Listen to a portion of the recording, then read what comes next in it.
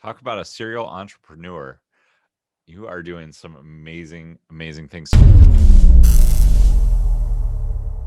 Dude, we got to chat a little bit before pressing record, and his stories are amazing. He shared more with me in 5 minutes about marketing than most people will ever learn in their entire life. You run traffic for some huge names as well. Tell us a little bit about where you're at right now, who you're running traffic for, and things that you're doing. Yeah, so right now, like my primary focus is our I have an agency called Profit Layer because we look at all of the different layers that you can layer together to create the best results for a client. And and so that could be like layering different forms of advertising, different ad networks, or just even just like layering advertising with PR, and just basically it's different and unique for everybody. So we look at all those layers. So profit layer. I also own and run a SaaS company that is a voice over IP telecom company. So we offer uh, phone service and messaging services for residential business customers all over the US and some places in Canada. So we got tens of thousands of customers there. And that's actually a 14-year-old company. So uh, you know, it's kind of a hybrid between, I always say, kind of like a boring telecom utility, but with a modern twist of the cloud and all the cool software that we can do there. So I have that. And then, I do through, usually through the agency, I end up doing a lot of just consulting, advising, on a few boards, things like that. Talk about a serial entrepreneur.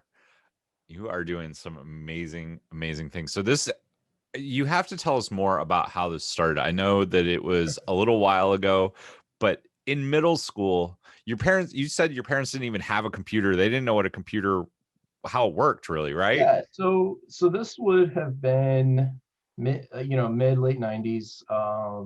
And I was in really, I always from a very young age felt like there was more out there. I mean, I grew up, with great parents, very hardworking.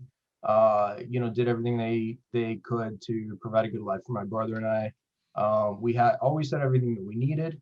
Not a lot more, so like kind of the typical middle class, family. My dad was a coal miner and worked in sawmills as well, so sawmills and coal mines.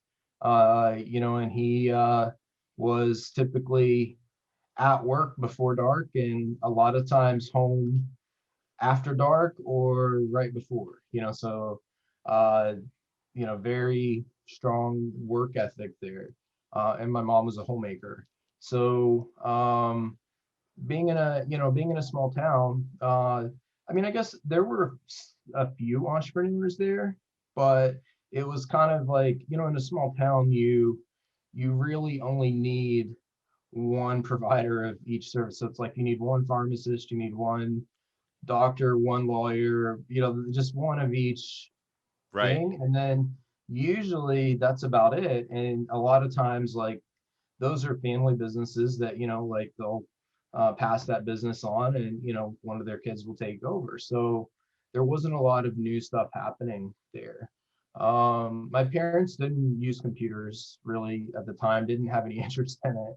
And I had, gotten exposed to computers obviously at school and wanted a computer at home, and finally, convinced my parents to get me a computer for Christmas one year. And they once I did that, I got on the internet, and basically that really exposed me to all the opportunity that's out there. And I was just super curious, and I knew that there was more there. I'd seen things on TV, and I just once I got on the internet, I found that it does exist. And the internet actually made so much information available that I was able to research and learn what I needed to do to build a business, ultimately to have a better life. And at that time, part of my motivation was to move somewhere else.